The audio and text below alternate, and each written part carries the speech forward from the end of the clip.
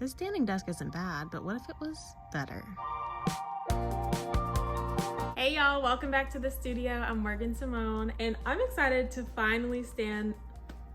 Can you stand the rain? I am excited to finally share this DIY standing desk build. It came with some fails. Nothing new here. I am gonna share the full material list, budget breakdown, and my lessons learned so that you can avoid the fails that I went through. Let's start this build. I've included the full material list here, but I've also linked all of the products I used in my Lowe storefront if you also want to bring this project to life. I'm also including a cheat sheet for all of the measurements I used for this build. This lighter tone wood represents the interior build, which is the structure for the desk, 3/4 inch plywood. And this warmer wood represents the utility plywood I used to wrap the entire desk to hide my seams, and just because I like the wood grain and the tone of this wood a little bit better. I also used the utility plywood for these plates that are going to hide the inner workings of the desk. Here's a front view of the interior build with a 3/4 inch plywood. Now my desk is on casters because I wanted to be able to roll it around. If you want to simplify the build, you can just get rid of this bottom portion. All of the other cuts are a little bit easier to see in these diagrams, but I don't want you to forget that you're also going to need a cut for your base. This is the outside view of the desk and the interior view of the desk where I have my cabinet doors that will be pushed to open to reveal the book box storage. And I didn't provide any measurements for the book boxes because I messed them up so many times and I do not want to lead y'all astray. The toe kick at the bottom is also pushed to open, and you'll also need a reinforcement board above your cabinet doors. This is the front view of the utility plywood. I use this to hide my seams. This is the side view with the utility plywood, and this is the desktop. Now I do want to point out here, I used utility plywood here, but I wouldn't recommend it, especially if you're going to use edge banding around the sides. I would splurge for a 1/4 inch or 1/2 inch birch plywood instead. This is the view under the desk where I used 3/4 inch plywood strips all the way around to hide the standing desk, but I'll share more on this in a bit. I've shared my measurements to help you with your project, but you want to make sure you customize this to the dimensions of your standing desk.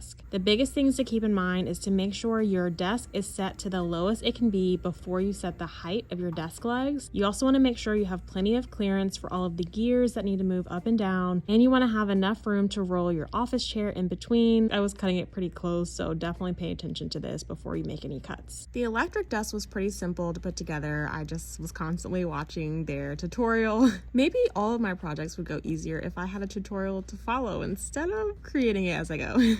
You can purchase an electric standing desk without the desktop. It's a little bit more affordable, but my project took me about a year to finish, so if you need a desk in the meantime, go ahead and get a complete one and build around it as you go. My first attempt at building this wood standing desk was a little too ambitious for my current skill sets, and the fails continued. And it's so funny to me that as I was wrapping this veneer completely off kilter, I was so unfazed. I don't know, I was just having such a good summer that year. It was the Olympics. I was watching all the track girlies and I was super inspired, and I was not happy with how this came out, but I was able to salvage some of the materials like the desktop and the future doors of the base. I was doing something unnecessarily complicated to build the desktop. I needed there to be a strip of 3/4 inch wood around the entire desk so you wouldn't actually see the black electric standing desk. For whatever reason, I wanted this to be flush with the desk, so I was doing some very complicated tracing method that wasn't even accurate to create this, but all you really need to do is add your 3/4 inch plywood, dimensions 2 inches by 53 inches as you see here in the pink rectangles. Then you add 2 more rectangles 2 inches by 24 inches as you see in the orange rectangles. My electric desk is 24 inches by 48 inches, so depending on the size of your desk, just make sure you have enough clearance to fit your desk inside of this frame. Once you have your pieces cut, you simply use wood glue and glue these rectangles onto the plywood top plate, clamp that in place and let it dry. If you go the rectangle method, you shouldn't need to make any more cuts, but because I was salvaging my original desk build, I'm going to have to make some cuts later, but it should look like this where there's enough thickness where you don't see the electric desk at all.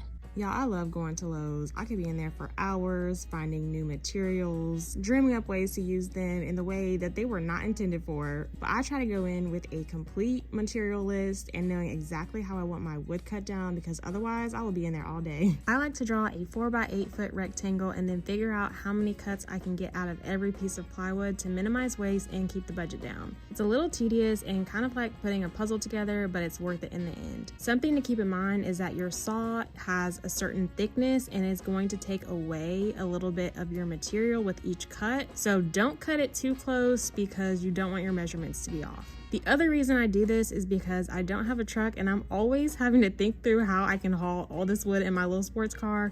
The hardware store usually does at least 2 cuts for you, so be strategic on the cuts you want them to make to fit in your car and to fit your project needs. Then when I get to my workshop, aka my parents' house, I triple check my measurements because I don't want to make any more mistakes. Then I mark where I want to make my first cut with a pencil. I do about 3 lines across the board so I know where to place my painter's tape. This is going to help reduce tear out, which I had really bad on my first attempt at the desk. Then I asked my dad to help me because I already have had a really bad experience with the table saw, so I was really nervous to use the circular saw for the first time. If you know, you know. Then I went back in to straighten up the lines for my original desktop that I made. I tried to cut down that large oval piece with a jigsaw just because I needed to make some type of progress, but that was obviously the worst way to cut this wood. So the circular saw helped straighten it out a lot more, but honestly it still wasn't perfect in the end. And you can see a little bit more clearly from this angle that I really didn't need to add 3/4 inch strips that perfectly match the shape of the desk. It really doesn't make a difference, and I'll show y'all later how we're going to attach this top plate to the actual electric desk. You can easily just do rectangles all the way around to get the same effect. Let's see what else is gonna go wrong. This is a good time to give y'all a disclaimer. I'm not a woodworker and I had some very questionable setups as I was cutting this wood down. I honestly want to be a cautionary tale. I'll show y'all in the next DIY episode the kickback I got with some of my sketchy setups. And I really want to encourage everyone to take the safety aspect of building a lot more seriously. Sometimes I get into this mode where I just want to get it done because it's already taken me so long with procrastination, and just being new takes longer. And I'm also filming everything, so that's an added layer. But I really want to encourage everyone to watch all the safety videos, get someone to help you, and make sure you're doing things properly before you just dive right in.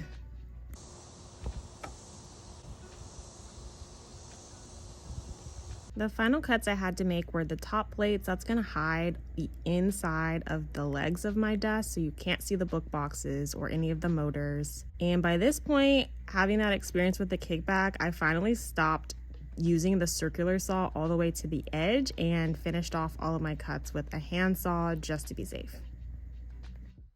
We're putting the desk together today. Before I start drilling any holes, I always like to put all the pieces together to make sure I haven't made any mistakes with my cuts. My brain is in overdrive in these projects, so I always like to double check my work. And because there are so many steps, I like to mark with arrows exactly where I'm going to drill my pocket hole so I don't get lost in the sauce with all the steps that go into this build. Before you make your pocket holes, you're going to want to reference a chart like this. Check your material thickness to figure out what size screws you'll need. We're working with 3/4 inch material, so we're going to use 1 1/4 inch screws. Based on this, you'll know where to set your collar depth and where to set the Kreg jig depth, because you don't want to drill a pocket hole that's too deep or too shallow. Once all your pocket holes are drilled, you can start screwing everything together. Now this is a little difficult if you're doing it by yourself. On my next build, I'd hope to have one of those DIY jigs that slips onto the 2 sheets that you're trying to screw together. That would make it a lot easier, but by this point in the build, I didn't want to make anything else, so I just made the most of it. If you also want your desk to be on casters, you're going to want to add these shorter strips of wood to the bottom. That's going to hide the casters, but you won't be able to drill pocket holes into this because they're way too short. So I found this tutorial that was making these bootleg pocket holes. You drill a pilot hole straight down, then at a diagonal, and then you're able to screw in your pocket holes. It's not perfect, but it definitely got the job done. Then I added my hinges on the piece that was going to act as my toe kick, so I would have access to the casters if I ever wanted to lock or unlock them. I screwed in one side and then just did a test to make sure everything was working properly, and it was a success. I screwed both pieces together and then I was able to do my bootleg pocket hole joinery and screw this down. Now where I started to run into issues was with this pop-out hinge.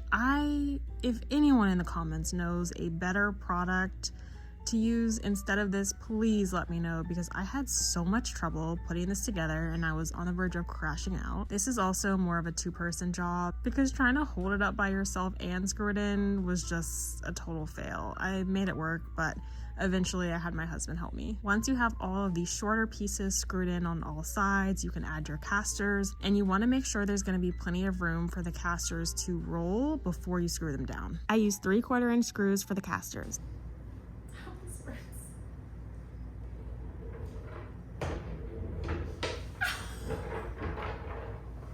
And after so much work on this project, I was so happy that it finally worked because y'all, I was down bad. It's so many stages of this project, so it was just really nice to get a win for once. And your utility plywood queen is back at it again. I wrapped my entire desk with this utility plywood that I am obsessed with. Ironically, I got this to hide my seams, but I ended up not having enough, and so I ended up having a little bit of a short piece at the bottom anyway, but I like this wood grain much better and it's a lot warmer and took the stain a lot better. Because I had so much tear out on my first attempt at this desktop, I ended up adding another piece of utility plywood to the top, but honestly I wouldn't use this for your top plate. It was just too difficult. The tear out was a mess. I still had tear out even on this third piece that I glued together. I would recommend just investing in a 1/2 inch sheet of plywood that's a little bit better quality and making sure you're taping all your edges before you make your cuts to ensure you don't have tear out at all. As you can see here, the tear out was tearing me up, and I do not recommend using this utility plywood on the top plate. I did my best to try to fix it with epoxy wood filler, regular wood filler, and sand it down.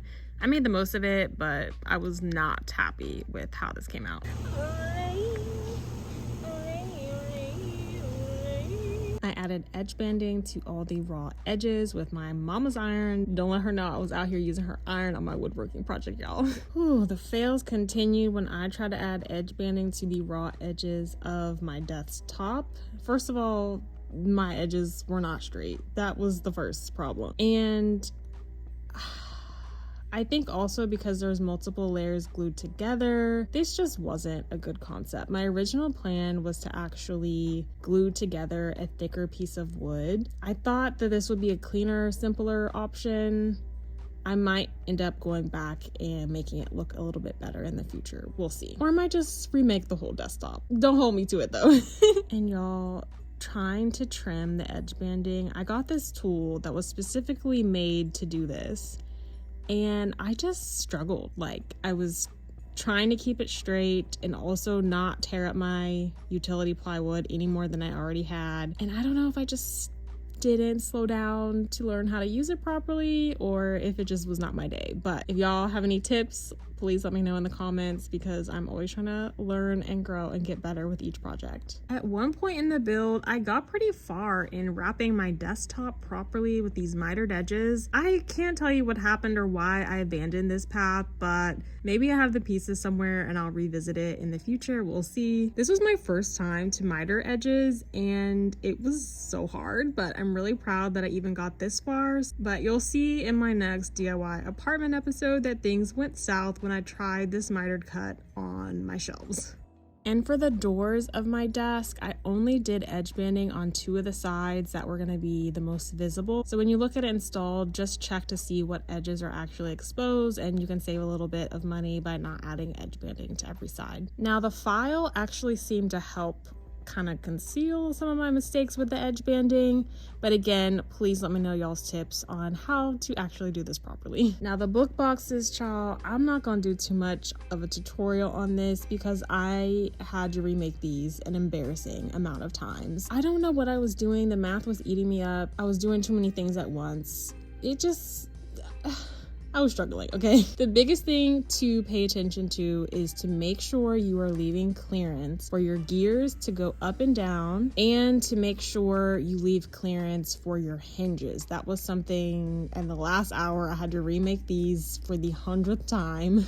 I put these together with a mix of pocket holes and trim head screws, and then I filled in my pocket hole gaps essentially with wood filler. I also brushed the edges of the plywood with joint compound in an effort to have a smoother finish when I painted the book boxes. I let all of that dry and then sanded the wood filler until it was flush with the wood. I'm pretty sure I sanded the edges with the joint compound, but I couldn't find that footage anywhere. Then I painted my book boxes in dark Everglade in an eggshell finish. Then I let all that dry and went back to the exterior of the desk. And honey, now I am a true believer. I will never skip my Minwax Wood Conditioner on a project ever again. Even as a girl who doesn't do the best job sanding her project, this comes in so clutch to make the project look amazing in the end. Don't let the wood conditioner sit too long before you add your stain. I used a tack cloth, and I really should be wearing gloves because it's a lot easier to clean off your hands at the end of the day. Now I went back and stained the inside of the piece later. I highly recommend that because it is going to look a lot better, a lot cleaner. I let the stain dry overnight and I came back in with the Mohawk Fill Stiks. These fill sticks are basically here to save the day. Everywhere I added that epoxy wood filler and the traditional wood filler looked kind of crazy, and these fill sticks helped me draw the wood grain back to match the original grain in the utility plywood. I just rotated through the different shades they had in this kit. The black lines really helped give those hairline looking bits of the grain. I used the warmer brown to blend in, and I was really just experimenting. The wood filler left this weird kind of orange tone, so I was trying to neutralize that. I knew it wouldn't be perfect, and no wood is perfect, so I just accepted that I was just going to be adding a little bit of character to my desk. But it turned out to be a happy accident because I really enjoyed this part of the project. It helped me regulate my nervous system. It was so calming, and even though it was hot in this Texas heat, y'all, I literally could have spent all day out there doing this.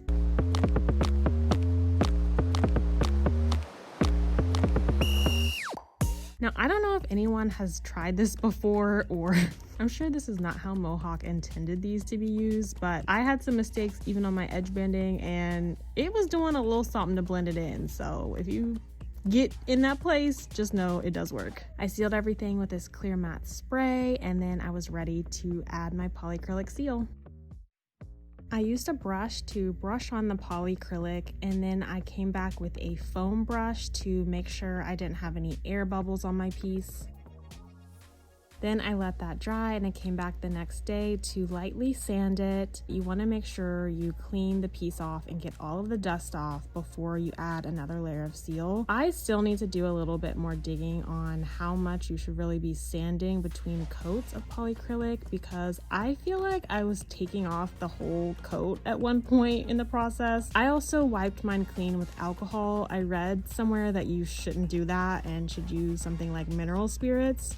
I did do it, it worked just fine, but definitely reference what the pros are telling you to make sure your project comes out the best it possibly can. I added 2 layers of polycrylic on my base, and then I did 3 layers on the desktop because I knew that that would be getting the most wear and tear from beverages potentially and just overall use. Then I added the polycrylic to my book boxes as well, and I'm pretty sure I only did 1 layer on here because, well, I was tired, y'all. The drill guide. If it's a thicker diameter, like a 1/2 inch diameter on that shaft, it's not going to fit in here. And if it's cutting, girl, I'm not getting... If there's anyone in the comments that can let me know if you can relate to that moment where you were down and out and you did not think you were going to figure out how to bring your project to life or anything you're creating to life, and then you finally push through, you don't give up, and you figure it out, child, there ain't no feeling like that.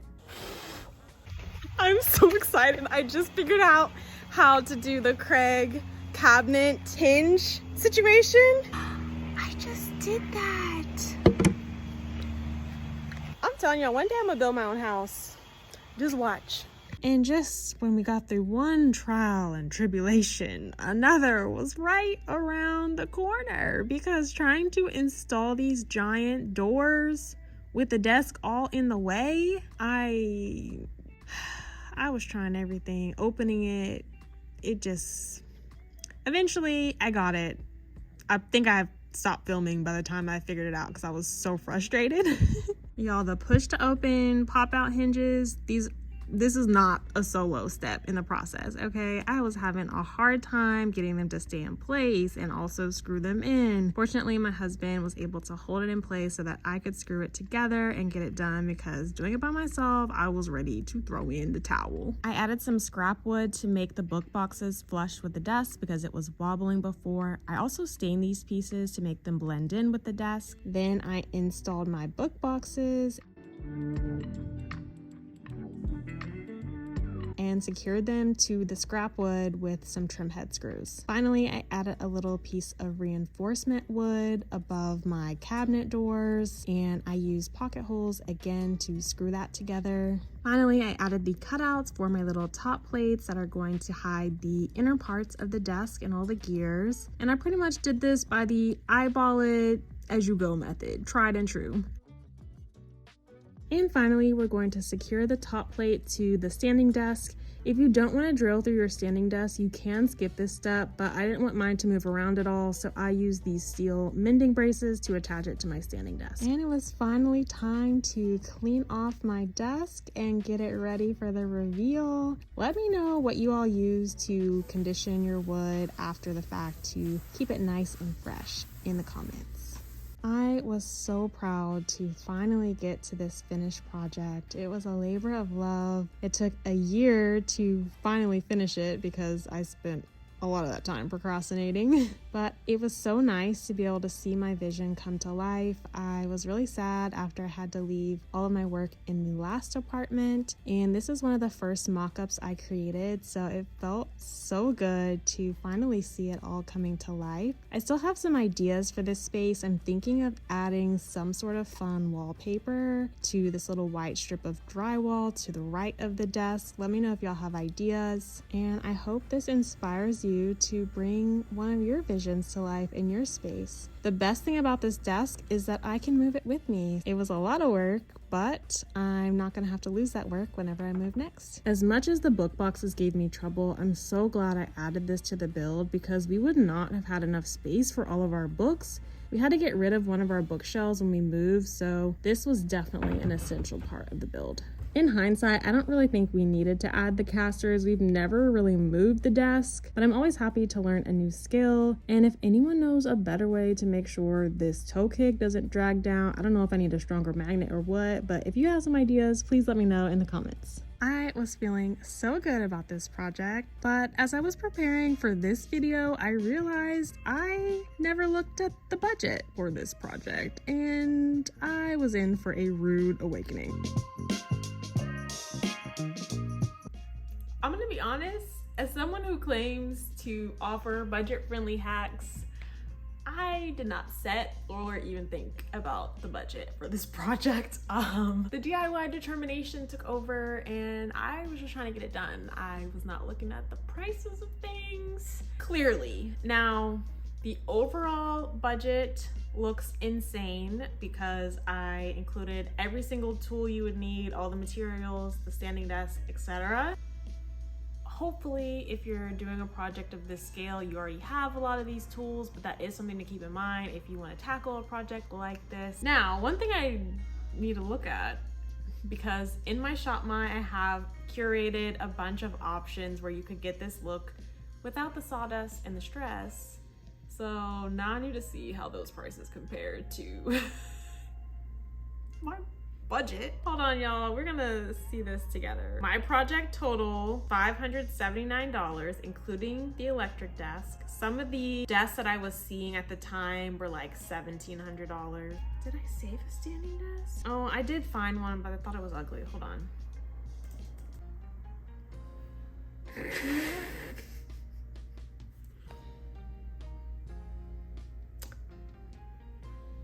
Well, you can get one from Walmart for $269.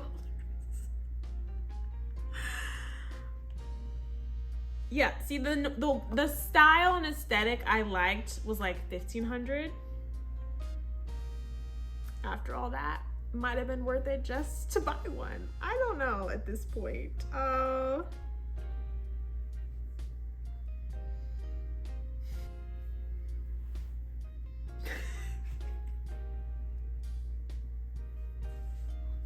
Well, that's information that now you have, so you can make your own wise choices.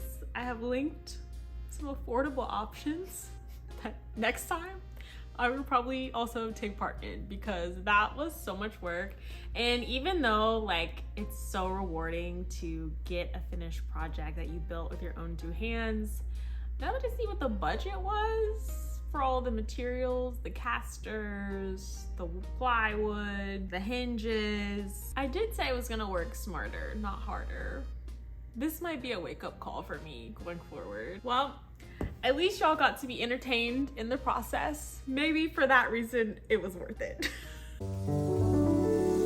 Well, I put together some lessons learned for this video, but now that we've done the budget breakdown, I feel like the biggest lessons learned is for me to actually pay attention to how I'm spending on the project as I go. I didn't sit down and like do the budget until I was preparing for this video, which is a little late. Just too little too late. So there's that. I think sometimes like my DIY determination gets the best of me, and I remember being in this position where I was like, I have to get this done. I had one failed attempt. I'm not even talking about the budget on that. I was able to salvage a lot of those materials, but I just was like, I have to finish what I started. I think that was the mindset I was in, and I couldn't really see anything else. So in that regard, it did feel really good to have a finished project, something that had been abandoned that I came back to and made the most of it, pivoted, and I do love how it looks, and it's something I'm really proud of. Yeah, in the future, I think I need to figure out how to save on wood materials specifically, because that was a huge part of the budget. The other thing I feel like I learned is, so when I was making this project, I was doing like 6 projects at the same time, and it was very overwhelming. And I always get in this mode where I'm like, everything's taking too long, I'm not finishing fast enough, and stuff is everywhere and in disarray, and like it's a whole anxious energy in the space, and I don't like that. And so when I'm in that mindset though, a lot of times I will rush, and then I'm not super happy with the finished product, and I make mistakes, I cut corners, I'm being a little lazy. And while I do know done is better than perfect, I do still want to get to a place where I still am attempting to do things with excellence. And I'm learning to trust myself a little more that I will follow through, because there was a time when I just felt like if I don't power through this moment, whether I know what I'm doing or not, then it's not gonna happen and I'm gonna fall off. So I think I'm getting into a more balanced place where I know I'm gonna keep going, I know I'm gonna follow through, and I might have to take a pause to watch a tutorial too, to make sure I actually am completing the steps properly and safely. So that is something I'm like embracing more. There is still something to be said for the done is better than perfect, because it's definitely better than being stuck. Now that I have a finished piece, there are certain things I could go back and fine tune if I want to. You can't do that if there's no project, if the project doesn't exist. So that is something that I am embracing more, and I'm learning with every project, getting a little better. I do need to really figure out the work smarter, not harder thing, because I get burnt out so easily because I'm trying so hard and don't know what I'm doing half the time. So definitely gonna be sourcing more things, thrifting more things, and doing some more fun upcycles, and hopefully more soft girl crafts, because the tussling with the lumber, child, I don't know how much more I got in me. But I really hope y'all enjoyed this tutorial and had a lot of fun in the first episode of the DIY makeover series. I'm having a lot of fun making it, so I hope y'all are having fun watching it. And I am gonna keep the tutorials coming and showing you all my lessons learned along the way. So hopefully the process goes a lot smoother for you. Thank y'all so much for watching, and I'll see y'all in the next video. Bye!